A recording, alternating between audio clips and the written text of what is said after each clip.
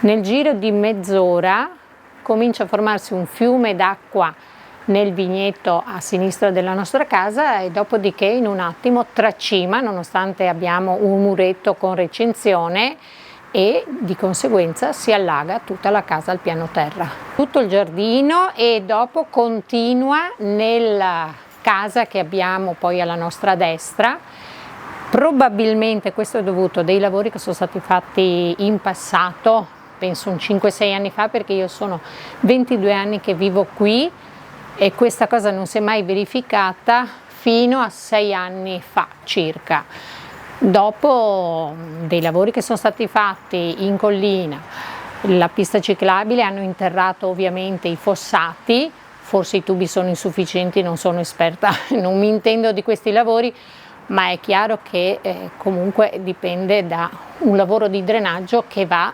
preso in considerazione, perché è impossibile che un cittadino privato che non ha mai avuto di questi problemi si ritrovi la casa sott'acqua, nonostante mio fratello abbia messo delle paratie, abbiamo cercato di difenderci, però non mi sembra corretto doverci difendere da una cosa che non dipende da noi e non dipende dal fatto di aver costruito una casa, che ne so, in prossimità di un fiume, in prossimità di uno scolo d'acqua. No, questo non c'entra. Questa è la quinta o la sesta volta. Dobbiamo ringraziare la Protezione Civile di San Pietro di Feletto e in particolare nella persona di Fabio Fattorel, che si è sempre reso disponibile, tant'è che anche ieri lui è arrivato quasi subito dopo al discorso del trascinamento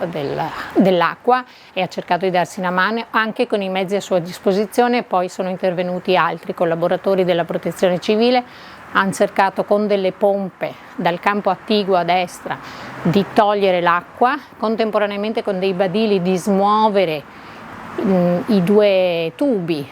che però a detta loro, ripeto, io credo che siano insufficienti visto cosa sta provocando, però loro sono più esperti, hanno proprio detto è insufficiente per drenare l'acqua, e siccome probabilmente le bombe d'acqua saranno sempre più frequenti, adesso chiederemo di parlare col sindaco e l'assessore in modo che bisogna trovare una soluzione.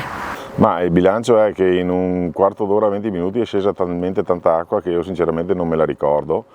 e purtroppo la zona colpita in maniera abbondante è la parte superiore del comune, per cui di conseguenza l'acqua scendendo a valle ha portato dei problemi nella località Casotto, dove sono andate sott'acqua 2 abitazioni con 40 cm d'acqua al piano terra, e anche un'altra casa qua a Rua di Feletto, dove anche là è stato fatto un intervento, una casa tra l'altro che non aveva mai avuto dei problemi, per cui è evidente che l'acqua caduta era abbondante. Allora, questa mattina l'unico intervento richiesto per adesso, nell'immediato, è appunto la copertura di questa casa qua, che ancora con la grandine la settimana scorsa ha subito danni alle tegole, per cui hanno infiltrazione di acqua copiosa. Tra l'altro è una persona anche disabile che vi abita all'interno, per cui i vigili del fuoco stanno dando priorità ovviamente a questo intervento. E ieri